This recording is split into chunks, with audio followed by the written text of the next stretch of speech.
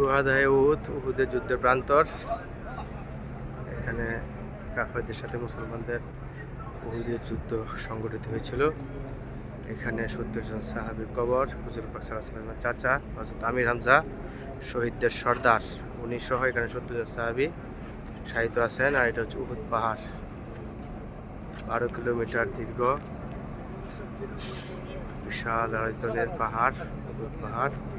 এটা হচ্ছে সুহাদায়ে উহুদের মসজিদ।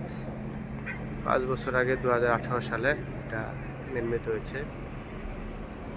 এটা হচ্ছে জাবালে রুমা, রুমা পাহাড় গিরিপথ, যেখানে 70 জন তীরন্দাজ মোতায়েন ছিল যে যুদ্ধে জয়ী হোক, মুসলমানরা জয়ী হোক আর না হোক, কেউ যেন এই জাবালে রুমা গিরিপথ না ছাড়ে। কিন্তু যখন মুসলমানরা জয়ী হওয়ার পথে ছিল, তখন তীরন্দাজরা আমিরের হুকুম অমান্য করে 70 জনের মধ্যে 60 জন তীরন্দাজি গনিমতের মালামাল সংগ্রহের জন্য নিচে নেমে আসে। তখনও খালিদ বিন ওয়ালিদ মুসলমান হন নাই। উনি এই শিশুকে কাজে লাগান। উনি দেখতে পান যে গিরিপথ প্রায় খালি। তো ওনারা পশ্চাৎপদ হওয়ার পরেও গিরিপথ খালি পাওয়ার কারণে পিছন দিয়ে আক্রমণ করে ওই 10 জন তীরন্দাজকে শহীদ করে সামনে আরও 60 জন সাহাবীদেরকে শহীদ করে যুদ্ধের মোড় ঘুরিয়ে দেয়।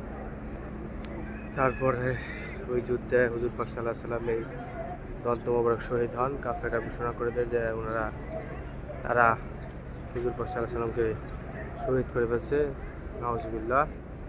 তো এই কথা শোনার পর মুসলমানদের আত্মবিশ্বাস দমে যায়, তারা পিছু উঠতে বাধ্য হয়। তার কিছুক্ষণ পর যখন ঘোষণা আসে যে হুজুর পাক সাল্লাল্লাহু আলাইহি ওয়াসাল্লাম শহীদ হন নাই, উনি এখন জীবিত আছেন, তখন মুসলমানরা আবার ফাইট ব্যাক করে। আর তারপর আর কি জয়ী হয় ইনশাল্লাহ। এটা থেকে শিক্ষা হচ্ছে আমিরের হুকুম অমান্য করা নিষেধ, আমিরের হুকুম মানা ওয়াজিব।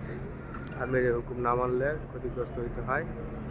এটা হচ্ছে জাবালে রুমা, রুমা পাহাড়, সুহাদায়ে উহুদ, 70 জন সাহাবীর কবর। এটা হচ্ছে উহুদ পাহাড়, এটা হচ্ছে মসজিদ।